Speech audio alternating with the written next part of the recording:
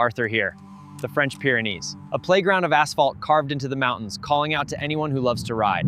Today, we answer that call. The tools for the job? The refined Kawasaki Ninja 1000 SX and the aggressive Yamaha Tracer 9 GT. It's crisp up here. You can smell the pine and the cold stone.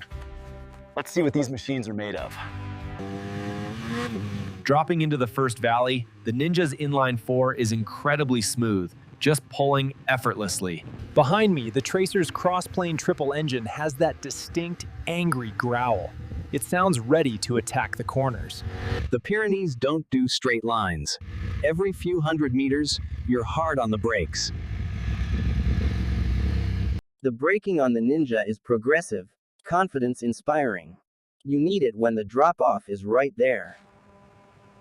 The Tracer feels taller, tipping into the corners faster. It's lively, almost twitchy, compared to the planted Kawasaki. Rolling on the throttle, the Ninja's power delivery is linear. No surprises, just relentless forward momentum. These roads weave through centuries-old villages. It's a stark contrast between modern machinery and ancient stone. The semi-active suspension on the Tracer GT earns its keep here, absorbing the harshness of the cobblestones. Leaving the village, the real climb begins. The air gets thinner, the road gets narrower. The quick shifter on the Kawasaki is buttery smooth, seamless upshifts without rolling off the throttle. The Tracer is right on my tail. The torquey triple engine makes it easy to stay in the power band on these tight climbs. You have to ride with margins here. Blind corners mean you never know what's waiting on the other side. But sometimes, the reward on the other side is a view that absolutely takes your breath away. Flipping the Tracer into its most aggressive throttle map, let's unleash the beast for this open stretch. The front wheel gets light over the crests. The Tracer has a wild side that the Ninja keeps hidden. Back on the Ninja, the wind protection is superior. It's a quieter, more isolated cockpit. Approaching the Col de Tourmalet. This is what we came for. A staircase of asphalt. The Ninja's weight is noticeable here. It requires physical input to get it turned, but once planted, it's rock solid.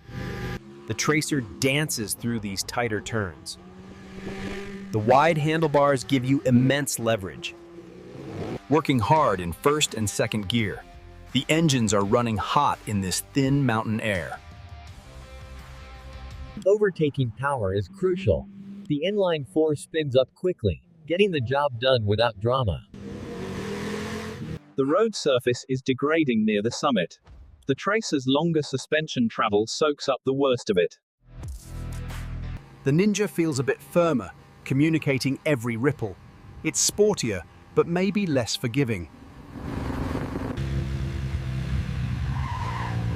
The weather changes fast in the Pyrenees. Those clouds look heavy. Dialing up the traction control. Don't want any surprises if the road gets damp. Almost at the top. The temperature has dropped significantly. Made it. The iconic Col de Tourmalet. This is holy ground for cyclists and motorcyclists alike. Taking a moment to let the engines cool and enjoy the view, even if it's mostly fog right now. The tyres have put in some serious work. Lots of heat and wear on the edges. What goes up must come down. Time to test the brakes on the descent. The slipper clutch on the Tracer handles the aggressive downshifts perfectly, keeping the rear wheel stable. The Ninja feels incredibly planted on the downhill. The extra weight actually helps stability here. Careful now. Runoff from the snowmelt makes the corners treacherous. The cornering ABS just saved a slide. Modern electronics are a lifesaver on these unpredictable roads. Into the mountain. The sound in these tunnels is deafening. The exhaust notes bounce off the walls, a symphony of internal combustion. These roads remind me of the old days, pushing older, simpler machines to their limits. These modern bikes make it look effortless, but the thrill is exactly the same. Out into the Spanish side. The landscape is drier, the roads wider. This is sport touring territory. High-speed sweepers where you can really lean on the tires.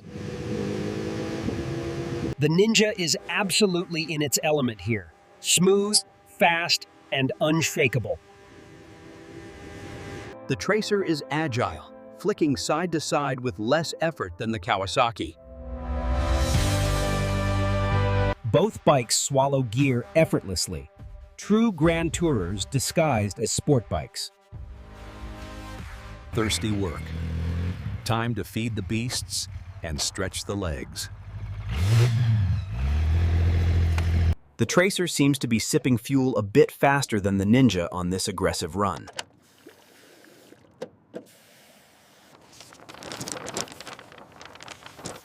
Plotting the afternoon route, we're heading deeper into the canyons. The landscape shifts dramatically. These canyons feel ancient and imposing. The exhaust notes echo off the canyon walls, sounding deeper and more resonant. Precision is key here. The Ninja's smooth throttle response makes low-speed maneuvers easy. The Tracer's low-end torque shines on these steep canyon starts. It pulls like a freight train. A rare straightaway. A chance to stretch the legs and feel the wind. At highway speeds, the Kawasaki is a bullet train, effortless and incredibly stable. The Tracer hangs right with it, the upright riding position fighting more wind drag. The sun is starting to dip. The golden hour in the mountains is something special. After a full day of riding, fatigue starts to creep in. The comfortable ergonomics become crucial. The Ninja's seat is firmer, sportier. The Tracer feels plusher, more suited for long hauls. One last push over the Col d'Aspin before we find a place to rest. The light is magic right now. The road seems to glow.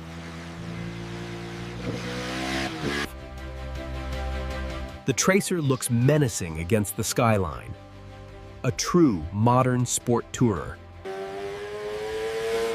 The inline 4 screams as we push toward the summit, a classic superbike sound. These are the moments that make the long miles worth it. Dusk is settling in. Time to light up the road for the final descent. Riding these roads at night demands absolute focus. The cornering lights on the Ninja help pierce the darkness. The Tracer leads the way, its suspension absorbing the unseen bumps. Finally, a warm bed and a cold drink await. The bikes need a rest as much as we do. The engine ticks as it cools, the sound of a job well done.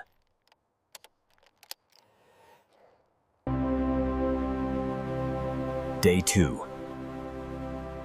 The Pyrenees aren't done with us yet. A cold start. The triple engine sounds raspy before it warms up. Visibility is zero. We're riding inside a cloud. Smooth inputs are essential. And just like that, we break through. The reward for enduring the mist.